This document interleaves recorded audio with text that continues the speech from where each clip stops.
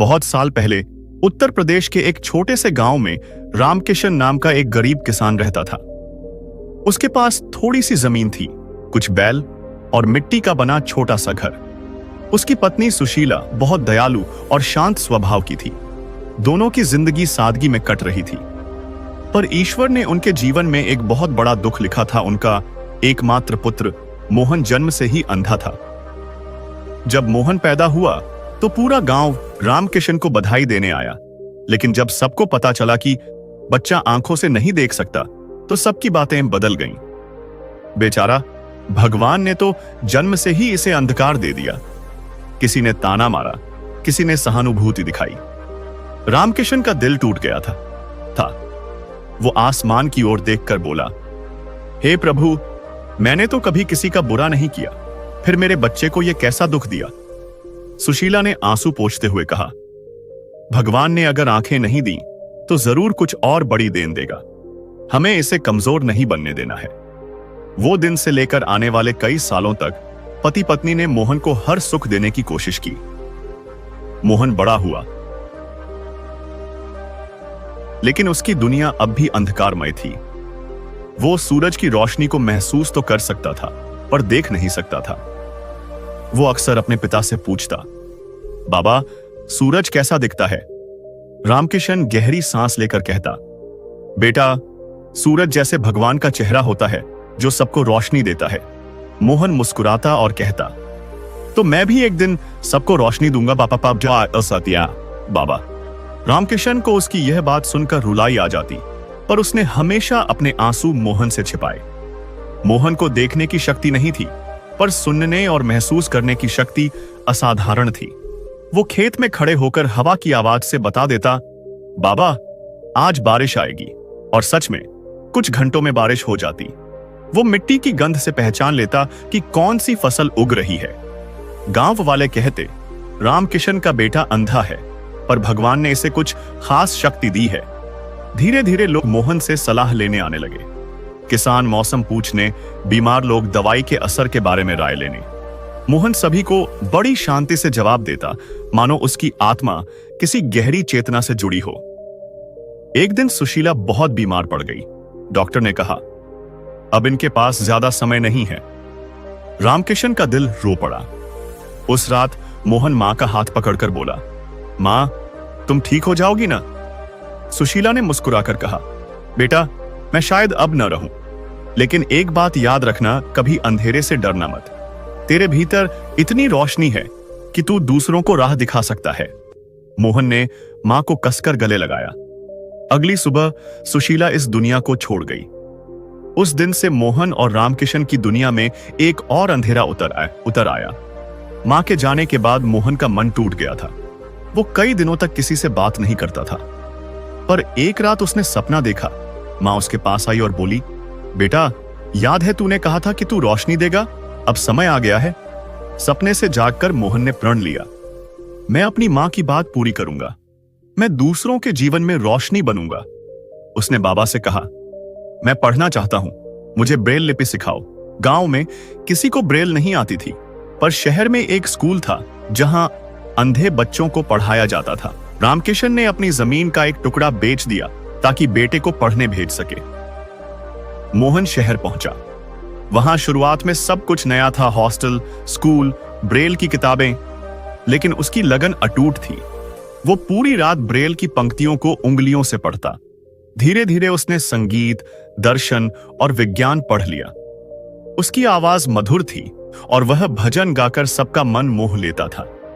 एक दिन स्कूल के प्रधानाचार्य ने कहा, मोहन, तेरे भीतर अद्भुत प्रतिभा है। तू अंधा नहीं, बल्कि सबसे बड़ी दृष्टि वाला बालक है। मोहन ने मुस्कुराकर कहा, मुझे मां ने सिखाया था, रोशनी आंखों से नहीं, आत्मा से देखी जाती है। कई साल बाद मोहन ने पढ़ाई पूरी की और गांव लौटा। अब वह एक शिक्षित युवक था जिसने अपनी अंधता को अपनी ताकत बना लिया था। गांव में सब लोग उसे देखने आए। एक बूढ़ा किसान बोला, अरे, ये तो वही मोहन है जिसे भगवान ने आंखें नहीं दी मगर ज्ञान दे दिया। मोहन ने गांव के बच्चों को पढ़ाना शुरू किया। उसने एक छोटा स्कूल खोला, प्रकाश विद्यालय, जहां गरीब बच्चे मुफ्त में पढ़ते थे। वो सबको समझाता, अंधकार शरीर में नहीं होता, मन में होता है। अगर मन में रोशनी हो तो दुनिया भी उजली लगती है। एक दिन खबर आई कि रामकिशन बहुत बीमार हैं। मोहन भागा भागा घर पहुंचा। पिता की सांसें धीमी थीं। रामकिशन ने बेटे का हाथ पकड़कर कहा, बेटा, मैंने तेरे लिए भगवान से हमेशा यही मांगा था कि तुझे रोशनी मिले। अगर मेरी आंखें तुझ में लग जाएं तो मैं खुशी खुशी ये दुनिया छोड़ दूं। मोहन ने आंसुओं में कहा, बाबा, आप ही तो मेरी रोशनी हैं। अगर आप चले गए तो मैं अंधा ही रह जाऊंगा। लेकिन किस्मत को कुछ और ही मंजूर था। कुछ दिनों बाद रामकिशन भी चल बसे। मोहन ने पिता की चिता के पास खड़े होकर कहा, आपने जो दीपक मेरे अंदर जलाया है वो अब कभी नहीं बुझेगा। रामकिशन की मौत के कुछ महीने बाद गांव में एक बड़ा चमत्कार हुआ। मोहन की आंखों की नसों में कुछ हलचल महसूस हुई। वो अचानक उजाले की झिलमिलाहट देखने लगा, पहले धुंधली फिर साफ। डॉक्टरों ने कहा, यह तो चमत्कार है, इसकी आंखों की नसें अचानक सक्रिय हो गई हैं। मोहन ने जब पहली बार सूरज देखा तो आंसू बह निकले। वो आसमान की ओर देखकर बोला, बाबा, अब्बा, मां, तुम्हारी दुआएं रंग लाई हैं। मोहन अब पूरी तरह देखने लगा था, लेकिन उसने अपने जीवन का मकसद नहीं बदला। उसने प्रकाश ट्रस्ट नाम की संस्था बनाई जो गरीब और नेत्रहीन बच्चों को शिक्षा और इलाज उपलब्ध कराती थी। वो कहता, मैंने आंखें पाई ताकि उन लोगों के लिए कुछ कर सकूं जो अब भी अंधेरे में हैं। गांव के लोग अब उसे मोहन बाबा कहते थे। वो मंदिरों में जाकर भजन गाता, बच्चों को पढ़ाता और हर किसी के चेहरे पर मुस्कान लाता। एक दिन एक छोटा बच्चा मोहन से पूछ बैठा, बाबा, आप इतने खुश कैसे रहते हैं? मोहन ने मुस्कुराकर कहा, क्योंकि मैंने सीखा है आंखों से नहीं, दिल से देखो। जिसे आत्मा की दृष्टि मिल जाए उसके लिए पूरी दुनिया उजली हो जाती है। उसके ये शब्द सुनकर सबकी आंखें नम हो गईं। सच में जो खुद अंधकार में जन्मा था वही दूसरों के लिए रोशनी का दीपक बन गया। मोहन की आंखें लौटने के बाद उसकी जिंदगी में बहुत कुछ बदल गया था, लेकिन उसका दिल अब भी विनम्र और सेवा भाव से भरा था।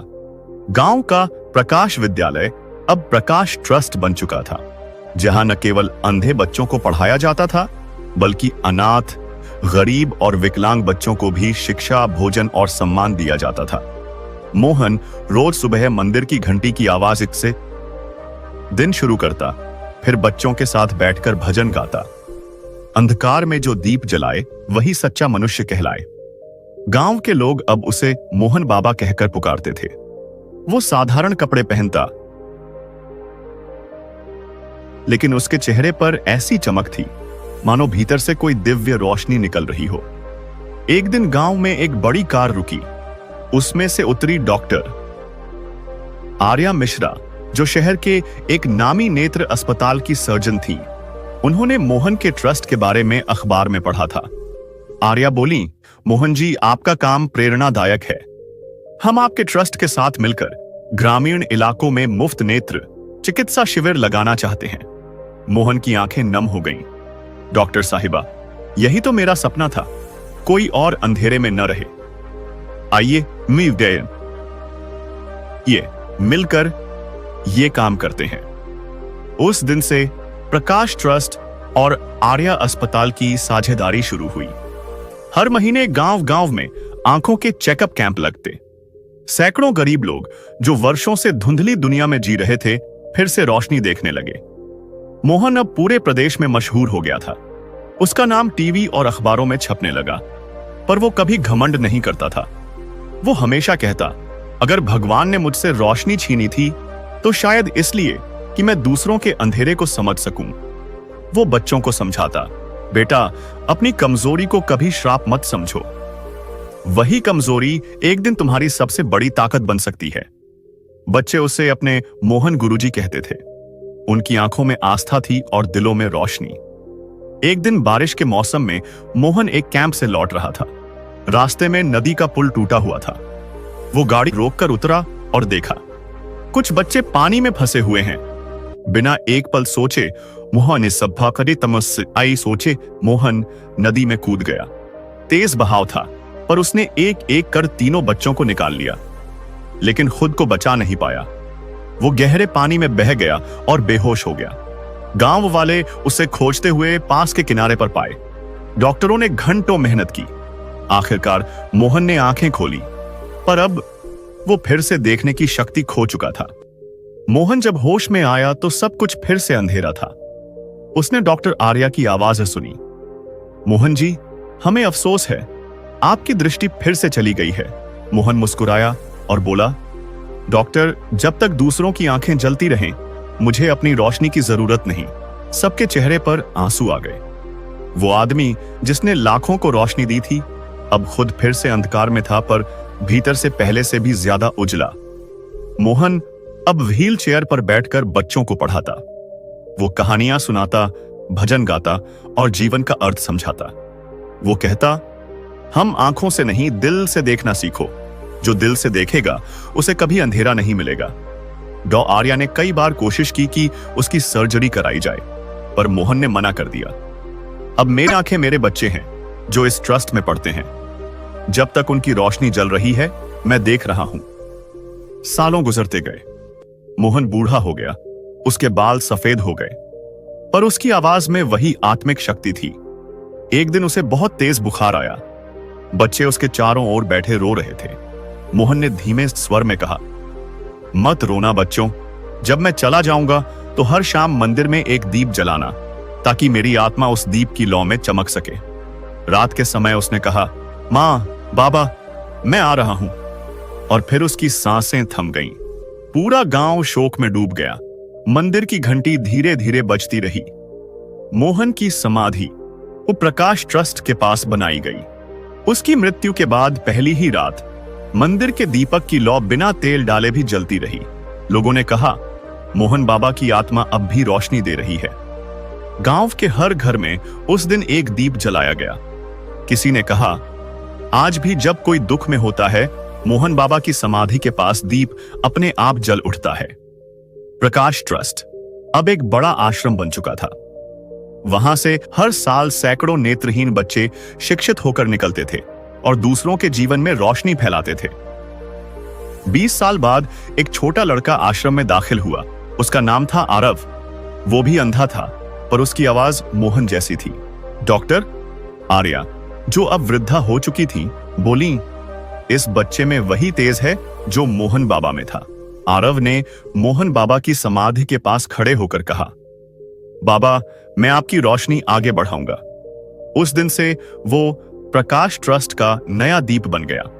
उसकी शिक्षा, संगीत और मानवता ने फिर से गांव को प्रकाशित कर दिया। वक्त बीतता गया, पर मोहन बाबा की कहानी अमर हो गई। उनकी मूर्ति के नीचे लिखा था, जिसने अंधेरे में भी दूसरों के लिए दीप जलाया, वही सच्चा नेत्र है, वही सच्चा इंसान। हर साल उनकी पुण्यतिथि पर पूरा गांव दीप जलाता है। बच्चे भजन गाते हैं, अंधकार मिटे जब कोई दिल से देखे, और हवा में वही पुरानी आवाज गूंजती है, अंधेरे से मत डरना बेटा, तेरे भीतर ही रोशनी है। इस कहानी से हमें यह सीख मिलती है कि आंखों की रोशनी खोना जीवन का अंत नहीं, आत्मा की रोशनी पाना जीवन की शुरुआत है। सच्चा इंसान वो नहीं जो खुद देखे, बल्कि वो है जो दूसरों को देखने की शक्ति दे।